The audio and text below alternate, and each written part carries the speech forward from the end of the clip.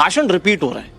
तो इस बार के इलेक्शन कैंपेन में जब आप फुल फोर्स के साथ उतरेंगे तो क्या सिर्फ विकास की बातें होंगी या वो वापस स्टीरियो मोड में चले जाएंगे? हमारा आपका स्पीच राइटर बदलिए ना। देखिए, हम बता दें, आप हमको देख लो, हमारे पास कोई लिखने वाला नहीं है। हमारे मन में जो आता हम बोल देते हैं। देखो, मैं बात बता दूंगा आपको, हमारे पास कोई कंटेंट राइटर नहीं है। आप पूरा हमें वाच करो, और मैं जो मन में आता वही बोलता हूँ, जो अच्छा लगता बोलता हूँ। मैं जनता क्या बात बोलता हूं। समझ गए पाठक जी, हम इतना तो समझ गए। ब्रिजेश सर, बस एक छोटी सी चीज कह रहा हूँ, नीट पे प्रदर्शन हो रहा था, योगी आदित्यनाथ औरंगजेब याद दिला रहे थे।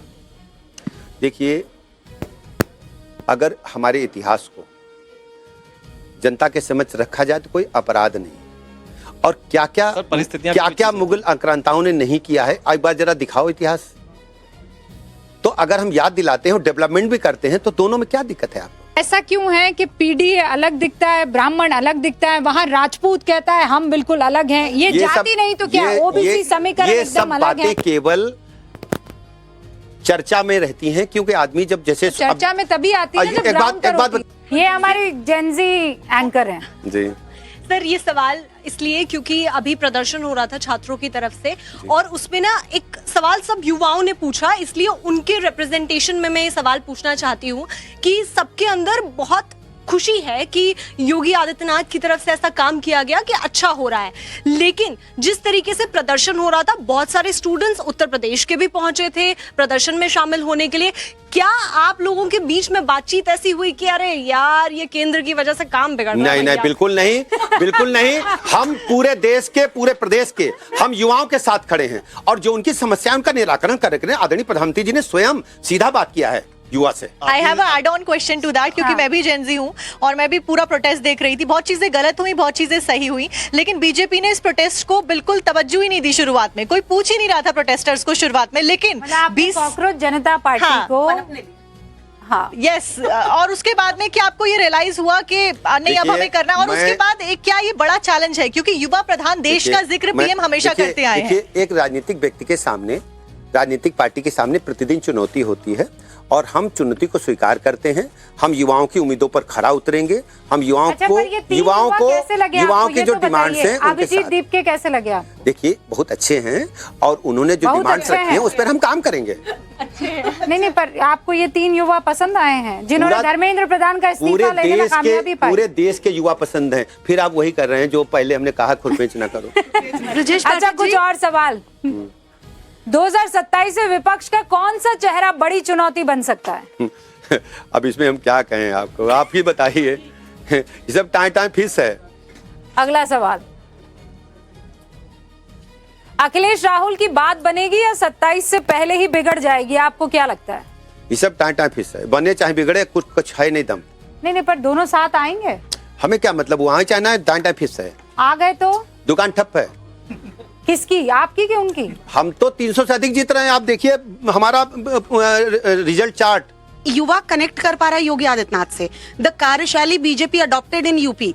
इवन पीपल आर सेइंग कि हम योगी आदित्यनाथ को देखकर कब तक देंगे? अधिकारी जो बैठा है वो सुनता नहीं हो। अरे हम सुधार करेंगे, जो बदमाशी करेगा उसके खिलाफ कड़ी कार्रवाई करेंगे। आप देखेंगे, देखिए कार्रवाई तो सीधा ऐसा नहीं है। ऐसा फिर आपने जो सवाल किया, फिर आपने घुमा दिया ट्रेन को। मेरी बात सुनिए, बुलडोजर जानते कहाँ गया है? एक घटना बता दीजिए जहां बुलडोजर गलत मकान को गिराया हो। अगर मकान कोई सरकारी जमीन पर बना है, और सुप्रीम कोर्ट डांटी, आप गुंडा भी बनेंगे और मकान भी बनाएंगे सरकारी जमीन पर। आप अगर भाई चुपचाप बना लो, दुकान रख लो, खोखा कोई नहीं बोलेगा, और अराजकता करोगे तो सब जान जाएंगे। इमरान मसूद ने एक बात कही कि जो चंदा चोरी है वो मसला अब रहा नहीं, और ये सिर्फ समाजवादी पार्टी अखिलेश के चक्कर में कांग्रेस करी है। अच्छा बताइए, एक मिनट सुन लीजिए, बीजेपी के पिच पर जा रहे हैं। ये बीजेपी का पिच क्या है भाई? ये बताइए। हमारा पिच ये है, सबका साथ सबका विकास। नहीं, ये भी हिंदू वाली बात बोल रही है। अच्छा बताइए, अगर हम सनातन संस्कृति की बात करते हैं, बुरा क्या है इसमें? आप हमको 500 साल दबाओगे, हमारे मंदिरों को तोड़ोगे, हमारे बच्चों को कहोगे सब लोग मुसलमान हो जाओ। हम एक राजा थे इस देश में जो 2.5 कुंटल जब जनेऊ इकट्ठा हो जाते थे तब भोजन करते थे। और हमसे नहीं, हम बिल्कुल नहीं ला रहे। हम तो सबका साथ सबका विकास, सबके विश्वास। हम चिल्लाएं भी ना, हमें मारो भी, हम चिल्लाएं भी ना। ये वही लोग हैं, ये उन्हीं के अनुयायी हैं, उन्हीं की चर्चा करके आगे आए हैं। बताओ हमको ऐसा करना चाहिए लोगों को।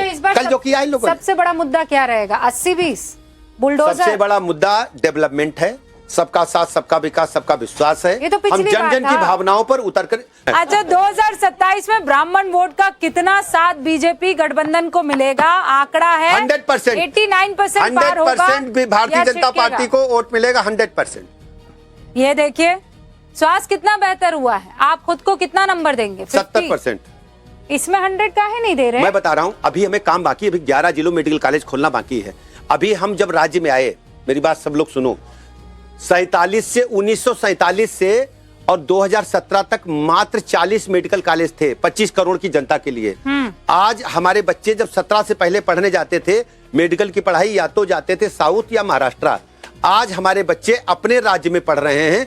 हमारे पास 83 मेडिकल कॉलेज पूरी क्षमता के साथ काम कर रहे हैं। 11 जिले बचे हैं, उनमें भी हम शीघ्र ही मेडिकल कॉलेज खोल रहे हैं। हर कॉलेज के साथ हम नर्सिंग कॉलेज और पैरामेडिकल खोल रहे हैं। और सभी अस्पतालों में जो डिस्ट्रिक्ट लेवल से लेकर स्वास्थ्य उपकेंद्र तक हर जगह हमारे पास निःशुल्क दवाइयां उपलब्ध हैं। हमने संस्थागत प्रसव कराने में बड़ा आंकड़ा छुआ है। हमने बच्चों के टीकाकरण में बड़ा आंकड़ा छुआ है और लगातार सुधारात्मक प्रक्रिया, ये ऐसी चीज है। आपने काम अच्छा किया और आपने ये बात बोली भी। और चूंकि आपका पोर्टफोलियो जो है वो स्वास्थ्य मंत्रालय भी है, तो हम अगली बार जब आप जीत कर आएंगे, आपने तो बोल दिया आप 300 जीतेंगे और आप मंत्रिमंडल में रहेंगे, आप तो इतने बड़े पद पर हैं, तो प्रमोशन भी एक प्रक्रिया है। अगली बार भी स्वास्थ्य मंत्रालय रहेगा, उप मुख्यमंत्री हैं आप, भैया हम खुशी है, हम कार्यकर्ता हैं। प्रमोशन की कोई चाह या प्रमोशन होता हुआ कोई नहीं, चाह नहीं सुरबाला के गहनों में गूथा जाऊं। अच्छा ब्रजेश जी, इसी से जुड़ा सवाल देखिए, पीछे से आ रहे हैं राकेश मेरे सहयोगी, और आओ भाई पूछो आप भी। एक जो ब्राह्मण वाली बातचीत आई, आपने कहा 100%। अखिलेश यादव बार बार इस पर बोलते हैं कि ये मामला गड़बड़ हो गया आप लोगों से। अभी मुक्तेश्वरानंद को आगे करते हैं, आप उनसे पूछिए, राम मंदिर को आगे, आप पूछिए, उनसे पूछिएगा कि आप ऐसा काम क्यों कर रहे हैं। आप एक बार जरा अपने गिरेबान में झांकिए, पिछले 15 साल का 20 साल का आंकड़ा निकालिए। जब जब आप सूबे में सत्ता में रहे, उनकी कुकर्म आप देख लीजिए। आपको कभी सर्व समाज स्वीकार नहीं करे, केवल 2 जने हैं जो इनको स्वीकार करते हैं। बाय द वे 20% वालों का जुगाड़ लग गया, सुन लो भैया, तो दुकान ठप्पे है। 20% आप काहे नहीं लेते हैं? मैं सबका साथ, सबका विकास, सबका वोट मांगता हूं। 20% सबका वोट मांगता हूं। मिलता है आपको वो? मिलता है। हमारे पास अल्पसंख्यक मोर्चा है। हमने तो हमारे केवल आप लखनऊ की सूची उठा लीजिए मकानों की, नहीं पाठक जो निःशुल्क मकान मिले। आप सवाल को दूसरी तरफ ले जा रहे हैं। नहीं ले जा रहे हो। आपने कहा है कि 20% का वोट उनको मिलेगा, वो 20% मिलेगा नहीं, वो दावा करते हैं। वो 20% का 10% आप लोग क्यों नहीं ले लेते हैं? किसी ने रोका है क्या? वोट मिलने की बातें नहीं होती, ये उसके लिए काम करते हैं। वो कब्रिस्तान की बाउंड्री वाल बनाएंगे, रोजा अफ्तार करेंगे, फिर जाकर के तो आयुष्मान का सबसे ज्यादा फायदा कौन उठा रहे हैं? वो 20% अल्पसंख्यक समाज। बिल्कुल। देखिए वो मकान किसके बन रहे हैं? मुस्लिम समाज। राशन किसे मिल रहा है?